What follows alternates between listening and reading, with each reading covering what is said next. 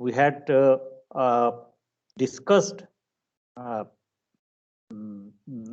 the water jet machining, and we also try to model the material removal rate in water jet machining, correlating various machine parameter and the process parameters. We determined the material removal rate in terms of your abrasive water jet, water jet pressure. That is, what is the pressure at which the water is stored and is being released through the orifice. Also, it depends on the orifice diameter. This is if you see the expression number 3 on this slide, so the power of the water jet is correlated with the mass flow rate of the water and the velocity of the water jet. And this velocity of the water jet is correlated with the water pressure using Bernoulli's equation. So equation number 1 relates the water jet velocity with the pressure at which it is being released. And once you know the power of the water jet, and if you know what is the specific energy which is required to erode unit volume of material by water, then you can find out the material removal rate by dividing the power of the water jet, which is impinging on the workpiece, with this specific energy. Okay, so material removal rate you can determine from that equation number 4.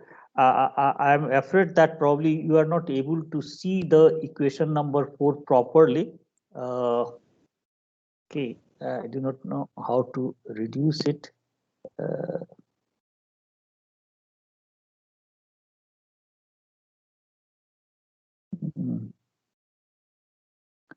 Okay, I'll try to make this later on towards instead of horizontal, vertically aligned in one side. Okay. If we try to make it smaller, no, okay, go to that. Okay. After that, we described that in the water jet, if you put abrasive powder grid, then this abrasive powder is going to get mixed with the water, and the water is going to transfer its momentum to these grids, and while passing through this mixing tube, at the exit of the mixing tube, the abrasive powder as well as the water, they are going to share their momentum and energy, thereby they will come almost with the equal velocity. So we'll get a resultant abrasive water jet velocity, and with that we can now do the cutting process of even the thick materials. Okay, so these things we described last time also, and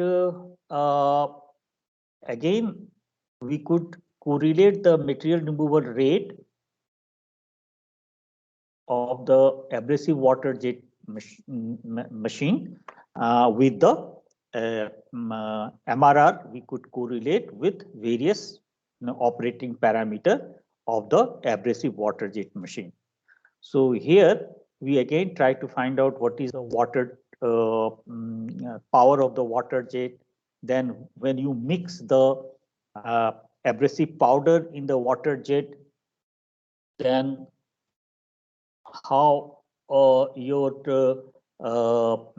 after the sharing of the momentum, when you use the momentum balance, then with that balancing the momentum, you can determine what is going to be the mixture velocity of the mixture of the water jet and the abrasive powder.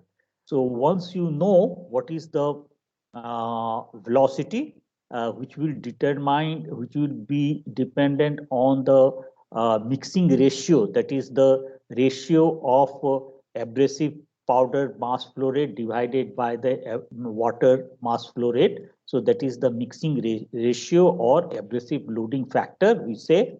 So based on that, there will be a resultant velocity of the abrasive water jet, and that is given by this factor, this expression. And uh, from this, we can find out what is going to be the power of the abrasive water jet. And this can be put in the form of abrasive water jet machining parameter, that is the orifice diameter D0, what is the pressure at which it is being operated, and what is the density. So the velocity can be, velocity of the water can be expressed in the term of the pressure at which it is being operated. So here it is the water pressure, and this is the density of the water, and R is your abrasive loading factor. So in those terms, you can find out what is the power of the abrasive water jet. Okay, here D0 is your orifice diameter.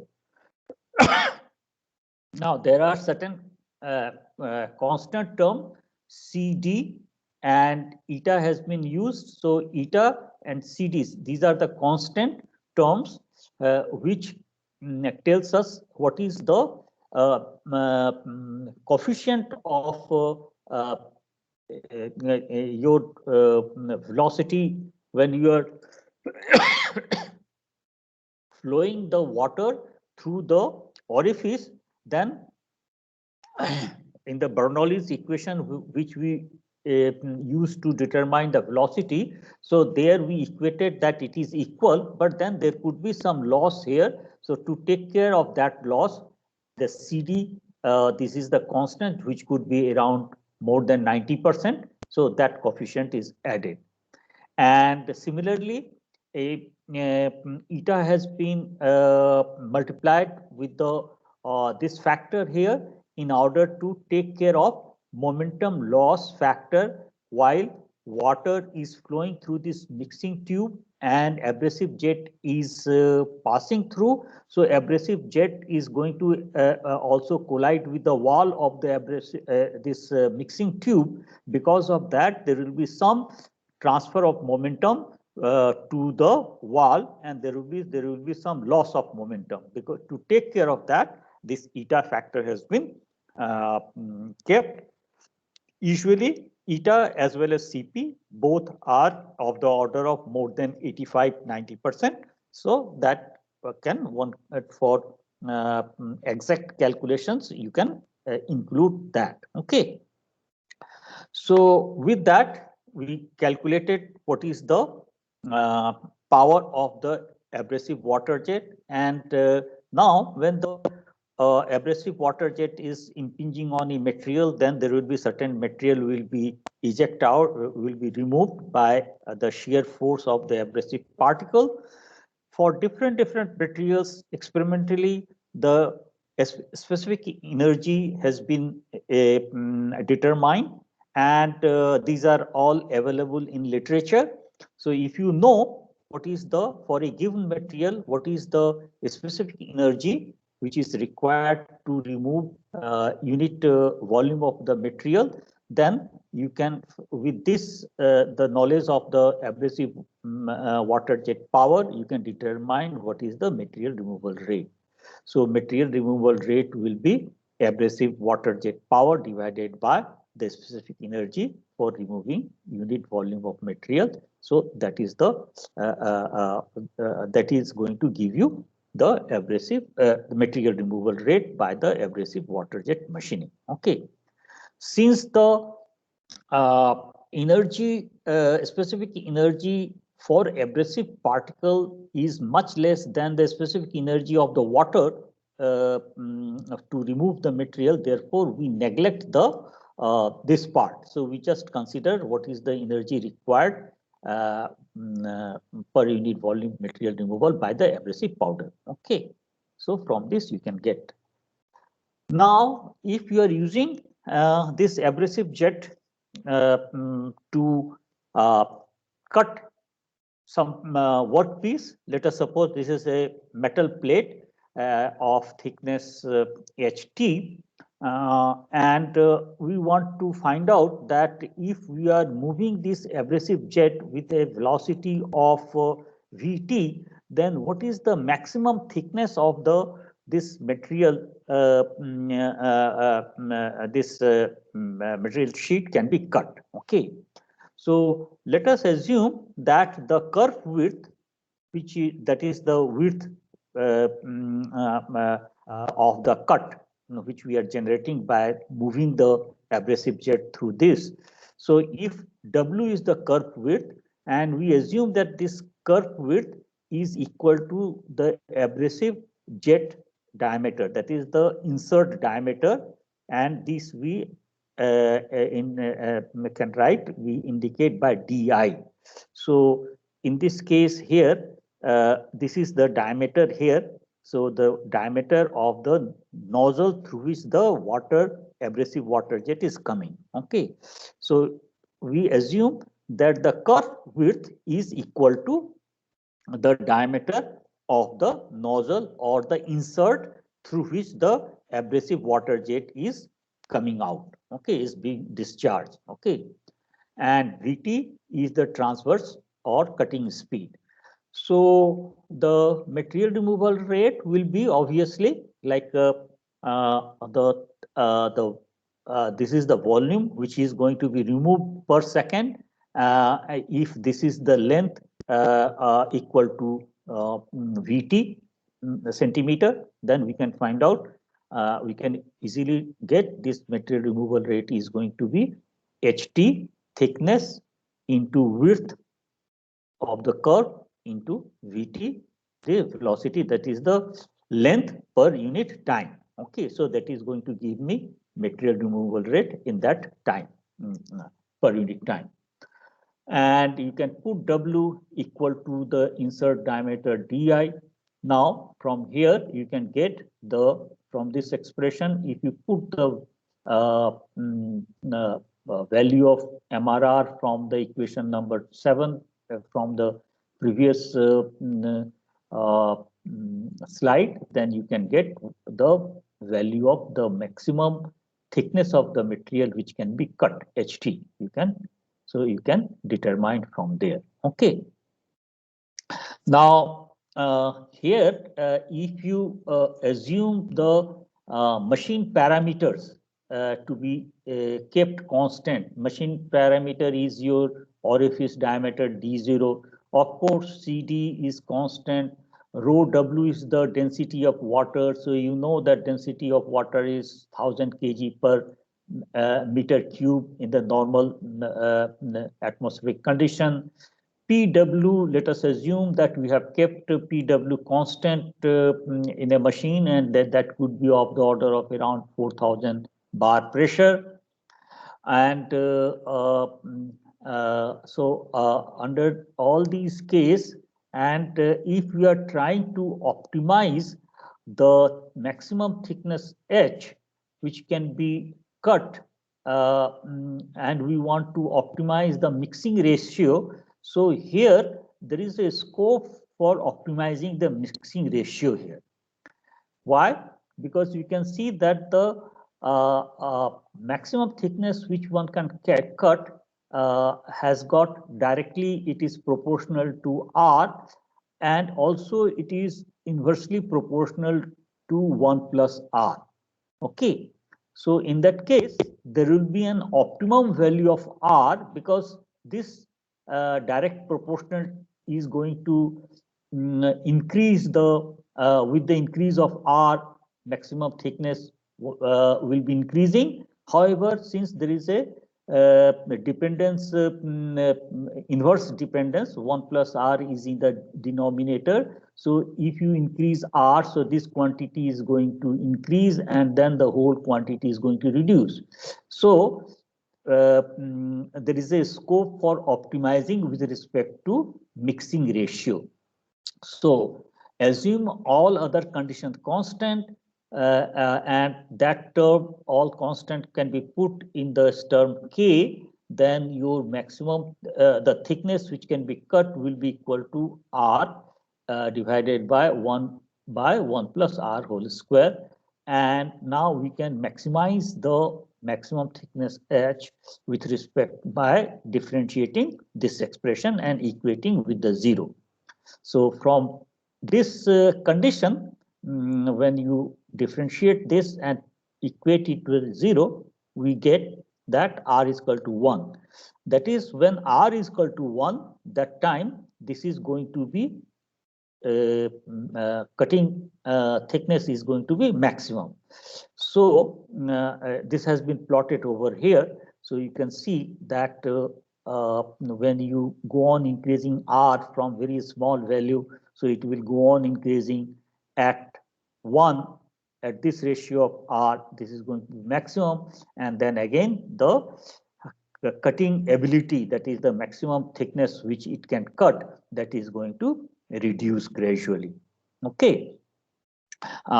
In practice, it may not be 1, but it will be somewhere in between around 0.5 or so, 0.5 to 0.6. You get the maximum there in practice. Okay. So usually the amount of abrasive mass flow rate is kept around 60% or so, maximum 50 to 60% of the water mass flow rate. So if water mass flow rate is, let us suppose 5 kg, then you put around 2 kg, 3 kg or something like that, maximum of that order. Now, in case of abrasive water jet machining in the industry, when we are using that, there are certain environmental issues. And some of the environmental issues which you can easily appreciate and understand is that you are consuming good amount of water, uh, something around 5 to 10 kg per minute you are flowing, and that is getting mixed with the abrasive, as well as when it is doing the machining, then there will be some microchips which will be getting mixed. Okay, so this one of the issues is the recycling, filtering the water, and again cleaning it, and then reusing. So one of the things is that you have to recycle the water, because you cannot go on throwing the water, because everywhere there is a scarcity of water. And once some of the water becomes very muddy, you cannot use it, because some of the particles, when they are impinging, they also break. And so slowly, water is also going to get contaminated, and the contamination will be with the particles of the crushed particle or broken particle of abrasive and metallic chips and other things. So this also needs to be disposed of. So disposal of this water is also going to be an environmental issue. Okay. Then the metals, those are like when you are cutting, depending upon the curve width, there is a certain amount of material which is going to convert into microchips, and that is going to get mixed with the water and the abrasive. How to recover that? Okay, there could be some value for that also. Okay, so but then how to recover that?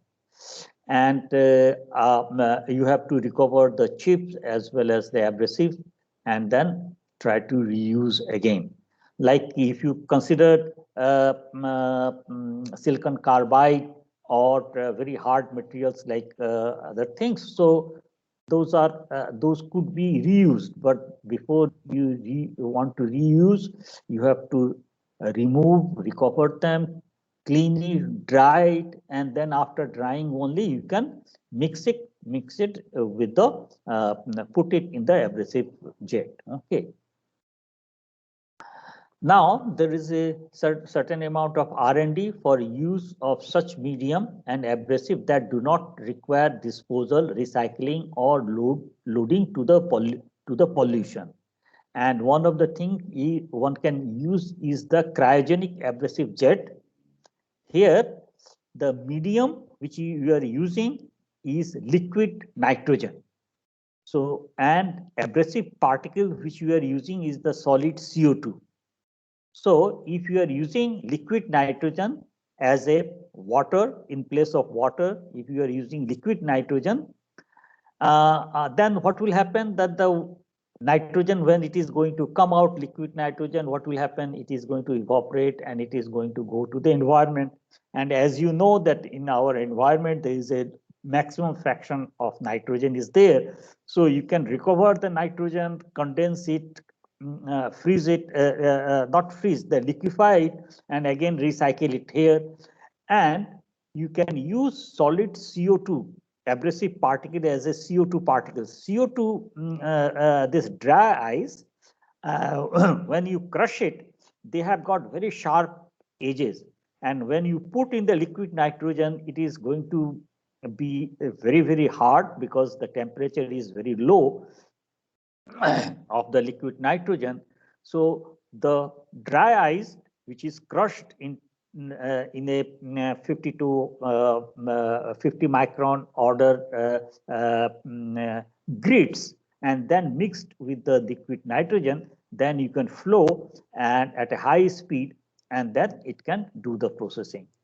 And when both nitrogen, liquid nitrogen also evaporates, as well as the solid dry ice, the solid CO2, they are all going to be going to the atmosphere, and these are again recovered from the atmosphere, and after liquefying or liquefying the nitrogen, or after solidifying the CO2 gas, you can use it again. Okay, so it is being recycled from the recycling can be continued. Okay.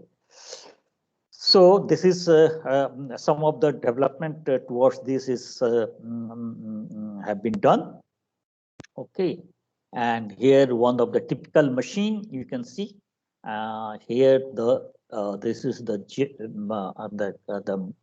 processing head.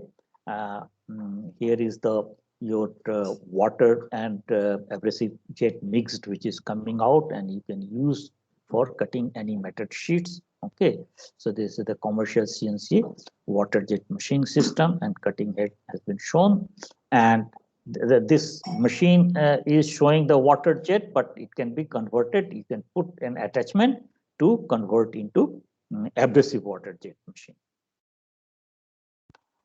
Now, based on these studies and what we saw, the modeling for material removal rate in terms of the machine parameter as well as processing parameter, there are some numericals which are given here for your practice. You can do the practice of these. Okay. So here one problem is given here. An abrasive water jet machine has 0.4 millimeter water orifice diameter.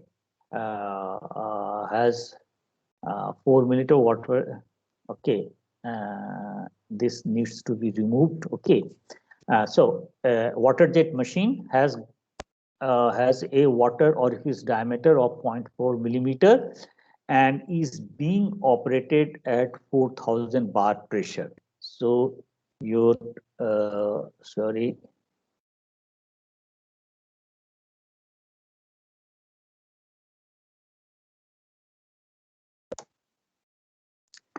So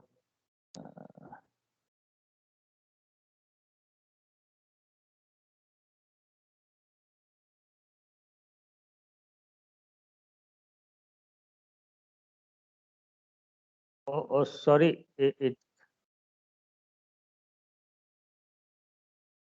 I'm sorry.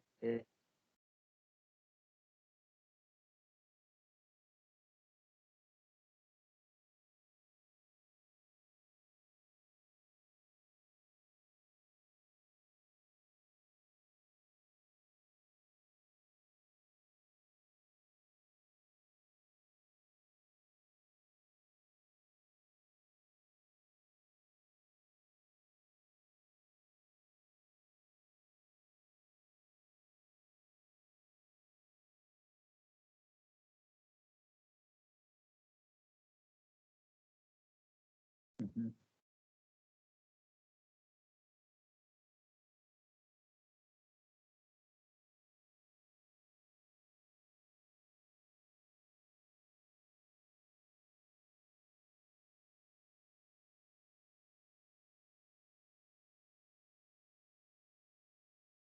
Mm.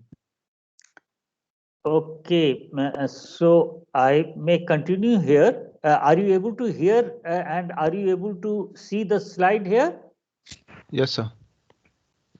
Yes, sir. Okay, so here, so assuming, I assuming that there is no loss in the water jet machining, determine the water jet velocity and mass flow rate.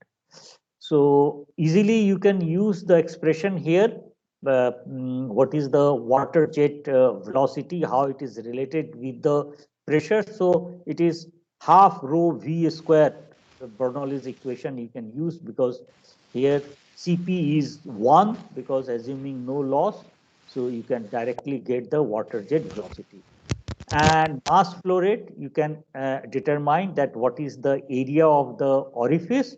So multiplying the area of the orifice with the water jet velocity, you can directly get what is the water mass flow rate. Okay, so you can do the practice to understand and get the some feel of realistic figures of the machining. Okay. Now, if the mass flow rate of abrasive is 2 kg per minute in the above abrasive jet machine, determine the abrasive water jet velocity assuming no loss during mixing process. So when we say that there is no loss, then it means that your eta is 1 and you have already got what is the mass flow rate of water, what is its velocity. So we know the total momentum here.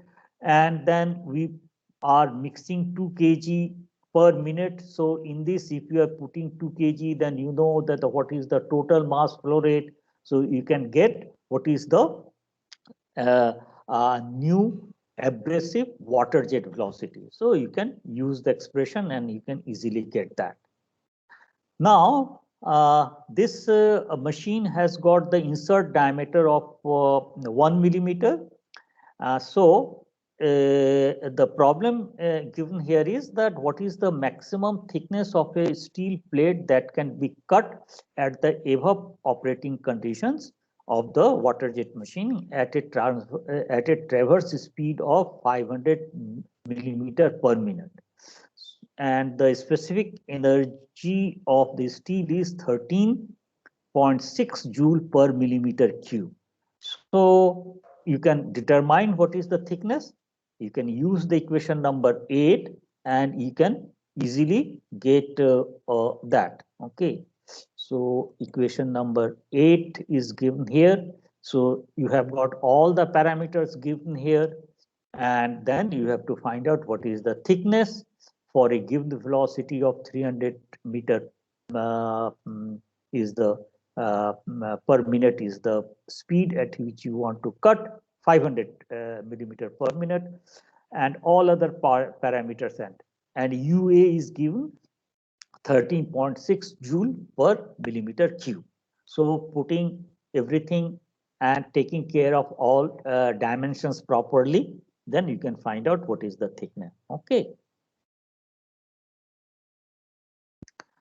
Then fourth problem is if the insert diameter is changed from 1 millimeter to 0.7 millimeter and abrasive mass flow rate is reduced from 2 kg per minute to 1 kg per minute, what will be the maximum velocity at which the steel plate of the above problem could be cut by the AJ machine. Okay.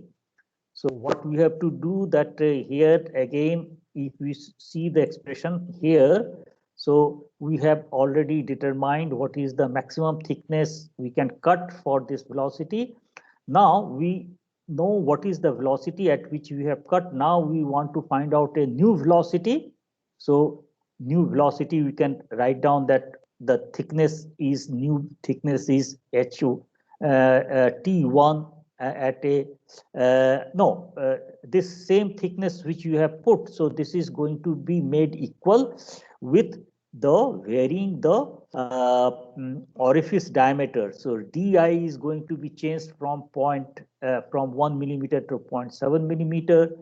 R is going to be accordingly changed from 2 kg of the abrasive, you have changed to 1.5 kg.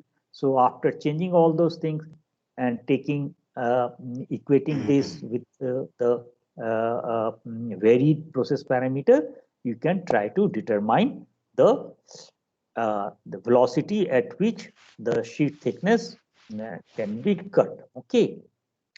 So I will expect that you will attempt all these problems and try to do. Okay. And next day when we meet, and if there is any problem, if you find any difficulties, we can you can ask. Okay, these are very simple problem. This week I will try to also send some other numericals, so you also work on those. And sometimes in the next week or so, we are going to have a small test based on these abrasive based machining processes. Okay. Fine. So this was all about water jet and abrasive water jet machining process. If you have got any question, you can ask me. Okay.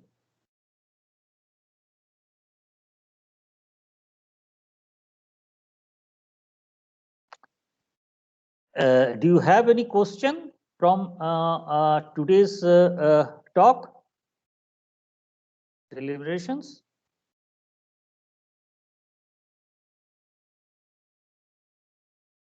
Okay, if you do not have any question, then we'll try to introduce another non-traditional manufacturing process based on abrasive grids only, and that is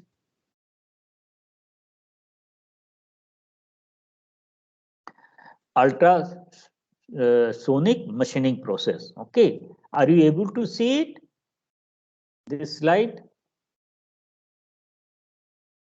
Yes, sir. Yes, sir.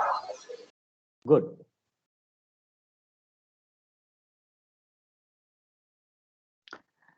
So we introduce in the rest of the time which we have got ultrasonic machining process, which is again a very interesting machining process, especially to do machining of hard brittle materials like ceramic and glass, quartz, and similar type of ceramic materials. So we try to see that what is the basic principle of ultrasonic machining process.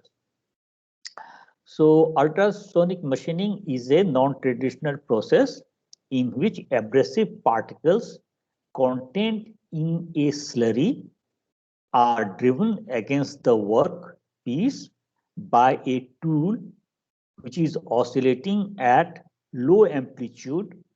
The amplitude could be in the range of 10 to 50 microns, and high frequency, which is in the range of 19 to 25 kilohertz. So why we call as this machining process as a ultrasonic machining process? This is because the frequency of the tool with which it is being oscillated is in the range of 19 to 25 kilohertz, which is just at the border or just outside the sonic frequency. Our ears are sensitive to sound waves having frequency from 20 hertz to 2000 20,000 hertz, that is the 20 kilohertz. So just beyond that beyond that frequency, this horn or this tool is oscillated, and this abrasive slurry is placed between the tool and the workpiece, and with the tool, these abrasive particles are impinged or hit or against the workpiece, and these particles are going to create a small amount of fracture in the material, and thereby the material tends to get removed. The force and the size of the particles are so chosen that controlled amount of fracture is introduced, not uncontrolled amount. Otherwise, the entire brittle material is going to get fractured and workpiece is going to get damaged. So your amplitude and the force with which it is being pressed, as well as the size of the particle, all these things determines the processing of the material. Okay. So here, as you can see, that this is the workpiece, this is your tool, and tool is mounted on a horn through which you are transmitting the oscillation, mechanical oscillation you are transmitting. This is being put with a force of F, vibrating frequency, as we have seen. This is between 19 to 25 kilohertz. Amplitude could be in the range of around 10 to 50 micron. Okay, so within that, this amplitude is also determined by what is the size of slurry you are using. Okay, slurry is basically an abrasive powder which is mixed with water, and then this is being flown, and this is being passing through this, and you're constantly hitting with this tool these abrasive particles against the workpiece surface. Okay, so tool is oscillated at a frequency of about 20 kilohertz with an amplitude of about 10 to 50 micron. Okay, the tool forces the abrasive grids to impact normally and successively on the workpiece, thereby machining the workpiece, which is usually either glass or ceramic. Okay. Now, if you recall, while we discussed about the abrasive machining, and there we discussed that in case of abrasive material, when the grids are impinging almost normal to the workpiece surface of brittle material, that time the material removal rate has been found to be maximum. And in case of ductile material, when it is impinging at an inclined away from normal, then we find when it is around 60 degree or so, that time we find that the material removal rate is maximum, because then there will be certain shear force by which the abrasive particle will be able to remove the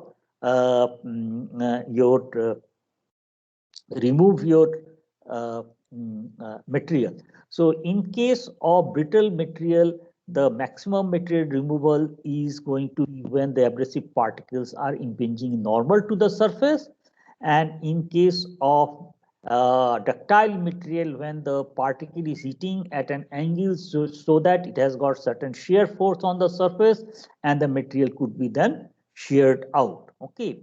So from the basic machining process, one can understand and appreciate that this process is going to be much more effective to do the machining of ceramic material or other brittle materials, but it will not be that effective for machining ductile material, because here most of the time the material is going to be compressed, not be removed, because the ductile material is not undergo any brittle fracture, so it is going to get compressed. Deformation may take place, but material removal will be very little. So because of this machining process, ultrasonic machining process is suitable for machining brittle material. So that is what has been written, that ultrasonic machining is mainly used for machining brittle materials which are poor conductors of electricity and cannot be processed by electrochemical or electrodischarge machining process. You must have studied electrodischarge machining process, where any electrical hard and electrically conducting material can be easily processed by either electrochemical or electro discharge machining process. However, these machining processes are not suitable for machining poor conducting, electrically conducting, non-conducting materials. Therefore, ultrasonic machining machine is more suited for non-electrical conducting brittle materials. The machining is due to crack initiation by abrasive grids, propagation of micro cracks and brittle fracture. So the mechanism of material removal is the brittle fracture, micro brittle fracture, through which this material is removed. Now, the subsystem of this machine, or the machine, is going to consist of these following subsystems. The first important subsystem is transducer and high frequency sinusoidal wave electrical power source, which generates the ultrasonic vibration. So you must have a power source which will be generating sinusoidal wave at a frequency of around 20 kilohertz, and this electrical power which is generated by the electrical power source, we need to convert into mechanical oscillation. So we need a transducer. So the role of this transducer is to convert the electrical power to mechanical power. That is the electrical oscillation to mechanical oscillation. So the main part of the ultrasonic machining is a transducer which is going to convert the electrical sinusoidal wave oscillation into mechanical oscillation here. Okay. Then we have got a horn or concentrator.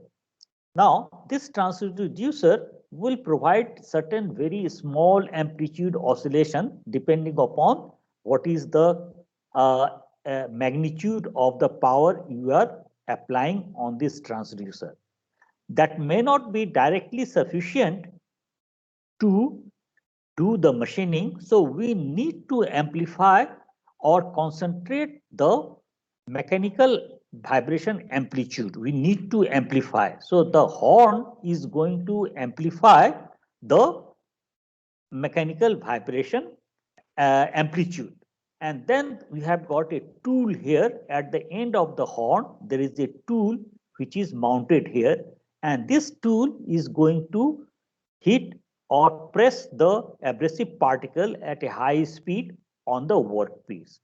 So horn or concentrator, which mechanically amplifies the vibration produced by the transducer to required amplitude of 15 to 50 micron, and also focuses the force onto the tool held at its tip.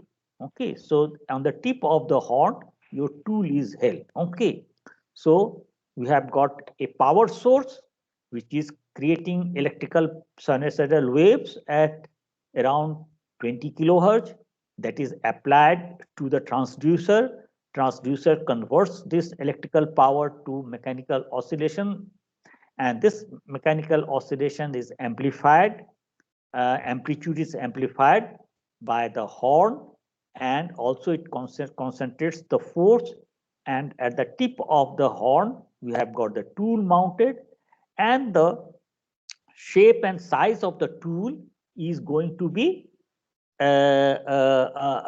like it is going to be a positive image of the cavity you want to create on the workpiece through machining. So if you want to have a rectangular cavity in a ceramic piece or rectangular hole, then you have to make the tool of that size and shape, okay, so that it can remove the material from that area, okay.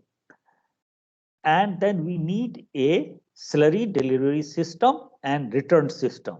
So this is the slurry pump which is going to put the slurry in between the tool and the workpiece, and then the slurry will be coming out, flowing out from the surface of the workpiece, and that is being collected, and again it is taken here, it is put on this, and it is recirculated through with the help of this slurry pump, okay. Then we need a feed mechanism to provide a downward feed to the tool or the horn during machining. So while machining is being done, as the tool is penetrating in, then you must provide a feed motion with certain force so that this machining can be continued. And if you have to make a hole through, then you should be able to penetrate this tool through the workpiece thickness, okay. So there is a feed motion which is going to slowly push the tool downwards towards the workpiece, okay. So these are the four main subsystem of a typical ultrasonic machine. Now about some details about the transducer, okay. So this generation of ultrasonic wave by transducer, a device which converts energy from one form to another form. This is the role of transducer is this. Basically, any transducer is a device which transform one form of the energy to another form. So here, what we need to convert the electrical power to mechanical vibration. Okay, so one type of device for generating ultrasonic waves is the piezoelectric transducer.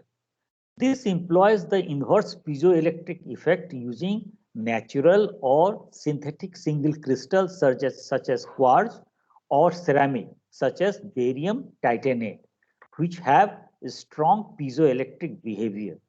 So the advantage of ceramic over crystal is that it is easier to shape by casting, pressing, and extruding. Okay, so you can make ceramic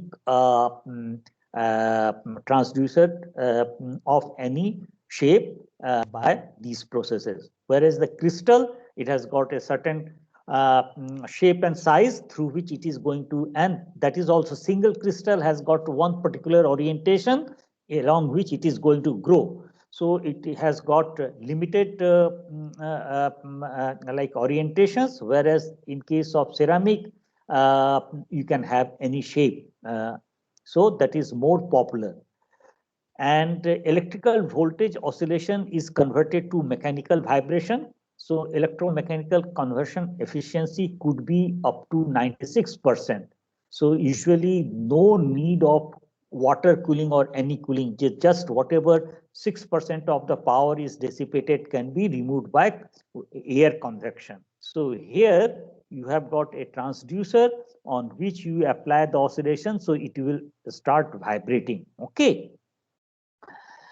The transducers are available with power capability of up to 900 watt. Okay, so 900 watt, if you are having a machine, ultrasonic machine of around 500 watt power, then you can use this type of transducer. Up to 900 watt machine can have this this type of piezoelectric transducer, which will have very high efficiency. Okay.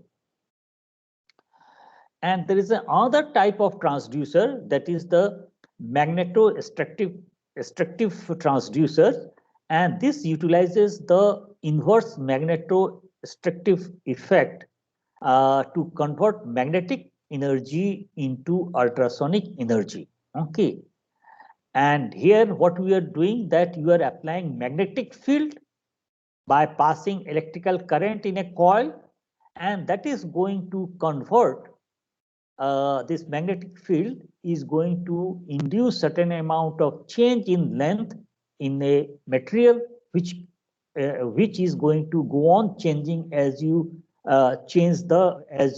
oscillate the when you are applying the sinusoidal wave. So as the current is passing through positive to negative cycle, similarly the magnetic field direction is going to change, and with the magnetic field direction, the elongation is going to change. And if the transducer has been kept vertically, mounted vertically, then it will be moving up and down as your polarity or the direction of magnetic field is moving north south is changing from up and down if it is changing. Okay, so through that you can transform the magnetic field which is produced by passing sinusoidal electrical current, you can convert into mechanical oscillation. Now the electromechanical conversion efficiency here, from electrical to magnetic field and through magnetic field to mechanical vibration, it is of the order of only 20 to 35%, very low compared to what we saw in case of piezoelectric transducer, where it was around more than 90%. So you need water cooling, because good amount, more than 40% power is getting dissipated as a heat, and that needs to be removed. So this type of transducers are normally cooled by flowing water. Okay, and why then there is a attraction for such transducer? Because they can be made for very high power. So these transducers are available with power capabilities up to 2400, that is 2.4 kilowatt power. Since these can be made of any power up to 2.4 kilowatt, though there is a certain compromise in terms of efficiency, still in industry, these type of transducers are more popular. So the transducer in ultrasonic machining process is this type of magnetostrictive transducers are used, which are very robust among all and are most popular. Okay. Then you have got the electronic generator. This creates sinusoidal alternating current, that is the AC current, at around 19.5 to 20.5 kilohertz frequency range, and automatically adjust the frequency in this range to match the resonance frequency of the horn, which depends on the horn shape and the material, shape, size, and the material. Okay. So since this transducer is going to be is transmitting its mechanical oscillation to a horn, so horn which has got certain shape, it will have its own natural oscillation frequency, vibration frequency. So if the frequency of the transducer and the horn is matching, then there will be resonance and the amplitude transfer is going to be maximum. So this power source tries to control adjust the frequency of the transducer automatically, so that the resonance is established between the oscillation of the horn and the transducer. So the transducer converts the electrical pulses into mechanical vertical stroke. Vertical stroke is transferred to the horn. So this is the magnetostatic transducer. So this is a magnetic core on which a coil has been put around, in which when you pass sinusoidal current, it is going to induce magnetic force in this, and because of that the length of this transducer is going to change, and because of this change mechanical vibration is going to be introduced, and this horn is mounted on this. So this vibration is now going to be amplified and concentrated with this type of horn. Okay, at the end of this horn we have got the tool. So as the sine wave is being put, then you can see this schematically has been shown here that it is introducing a certain mechanical vibration, and this map here it is mounted. So you have got the node, vibration node is here. Then this horn length and shape has been designed in such a way that the end of these we have got what is called the maximum oscillation. So antinode is going to be at the open end on the tool. So here there will be the oscillation is going to mechanical vibration oscillation is going to have antinode node here, somewhere here antinode, and then again node in somewhere here, and then antinode. So maximum mechanical amplitude is going to be established at the tool. So the design is made according to this, that what is the material, what is the shape, and what is the frequency. According to that, the horn is designed. Okay. Now the vibration amplitude is equal to the diameter of the, usually this amplitude of the vibration of the tool is adjusted in such a way that it is approximately equal to the diameter of the abrasive grid. That time you will have maximum impact of the tool onto the grid. Okay, so that when we try to analyze this process in more detail, you will appreciate that time. Now the horn or concentrator can be of different shapes, like exponential shape. So this is the exponential design. As you are going downwards, the diameter is reducing following some exponential relation. It could be tapered, it could be stepped, like here it is larger diameter where it is mounted on the transducer, and the smaller diameter at which the tool is mounted, so that mechanical force can be concentrated and amplitude also accordingly is going to be more here. Okay. Now, exponential design is slightly difficult to make. So the machining of tapered or stepped horn much easier as compared to the exponential one. So therefore, usually either tapered or stepped the tool is usually horn is used. And the horn material is very, very important. So material for the horn is usually monel, which is basically nickel and copper alloy, or titanium or stainless steel. it should have good acoustic property. That is, the mechanical vibration property should be good. Okay. And it should have high resistance to fatigue cracking, because this horn is undergoing a continuous oscillation. When it is being operated, it is oscillating, its mechanical length is changing at a frequency of around 20 kilohertz.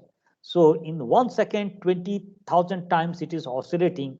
So it must have very good crack resistance against fatigue. Okay, it should not crack while it is being operated, and its life should be long. So these are the materials which has got good property to give mechanical vibration oscillations, as well as they are fatigue crack resistant. So Monel, titanium or stainless steel material is used. Okay. And the design of the horn. So this is the last slide for today. We'll discuss, and then later on the next time we'll discuss on 9th. We'll discuss further. So let us have this last slide. So the design of the horn is made in such a way that its frequency, natural frequency, is matching with the frequency of the transducer. So increase in amplitude of mechanical vibration and pressure. So this is the function of shape and ratio of the end diameter. So if the diameter here is D1, here is a D2. So what you get, the gain will be, the mechanical amplification will be determined by the ratio of D1 by D2. Okay. So, and the length of the horn is determined by the wavelength lambda of the acoustic wave induced, causing the oscillation. Now, condition is that the anti-node form at the tip where the tool is held. So, anti-node should be made, produced here. So, in that case, if you say from here to here, the length of the horn should be like your odd this n2 by lambda, it should be. Okay. So n, where n is equal to 1 or 2, like that it should have. Okay. So this is the if, and lambda is related with what is the acoustic frequency, and acoustic frequency is nothing but around this wavelength can be determined for this material. So we'll find out what is the value. So this wavelength in this material is going to be determined by what is the acoustic wave velocity, and the acoustic wave velocity is going to be determined by the sonic velocity, is going to be determined by the mechanical property of the material. So here the velocity of sound inside any material is given by E divided by rho, and by this expression into 1 minus mu divided by 1 plus mu into 1 minus 2 mu under root of that, where E is the Young modulus, rho is the density of the material, and mu is the Poisson ratio. So the velocity of sound or acoustic velocity in any material depends on the Young modulus of that material, density, and Poisson ratio. So you, for a given material, you know what is the velocity and what is the frequency which is produced by the transducer, which is 20 kilohertz, around that. So you know in that material what is the value of lambda. So once you know the lambda, and once you determine that my node has to be here and my antinode has to be here, then I can find out the value of length of this related with lambda. Okay. So you determine design the length of the horn in such a way that for a given acoustic sonic frequency, ultrasonic frequency, the antinode is maximum amplitude is produced at its tip, that is at the tool. Okay. So depending upon the type of material, you you select what is the length of the horn. Okay. And once that happens, so this is going to give you the resonance conditions because the F is related with the ultrasonic frequency 20 kilohertz. Okay. So that will make the design optimum. Okay. So with this, today we'll conclude today's talk, and we'll continue on next Tuesday. Okay. Fine. Professor, Yes. I wanted to ask like a couple of questions about this. Yeah. Is it similar to electro-discharge machining where the tool's geometry is basically replicated, or the positive or like negative of the tool is created on the job? Yes. Correct. You are correct. And it can be used like milling. Basically, the tool will traverse. Yeah. Through it. Yes. And what would be the scale of this accordingly? Like, what would be the approximate job size or the machining parameter size? Yeah, that we'll discuss next time. The job, like as you can see, that it has got certain limited power available for such machine is in the range of maximum around 2 kilowatt or so. Okay. Now with this 2 kilowatt power, one can find out that what is the size of the tool area of the tool one can have. However, if you are, as you are rightly mentioned, that if you I am making a small hole in a material, then probably I can go quite deep, because it doesn't depend. Still you are able to put the slurry in, and you can take out the slurry, flow the slurry out. Then you can easily go on doing machining. So you can make holes in up to large depth with a small size tool, so that power consumption is within the limit or capability of the machine. Okay. So while we are trying to do the milling sort of a thing to make the cavity, you can make very large cavity. Okay. So depending upon the tool size and configuration of slurry, you can have large job also can be handled. Okay.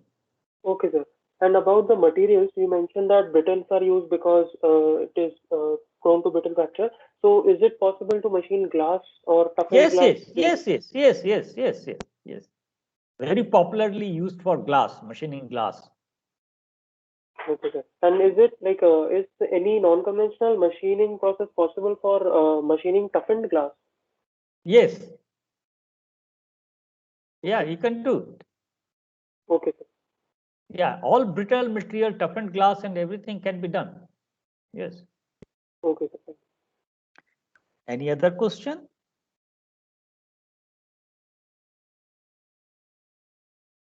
Sir. Yes. Sir, I have not been added to the teams. You have not been. Who is on the line? This Radhe Bihari. Yes, sir. You have not been added. No, sir. But you could participate in the test. Or no? Not sir, yet. That was for leather manufacturing. Okay. Then I will. So can you send your IIT email address? Okay, sir. I will mail you.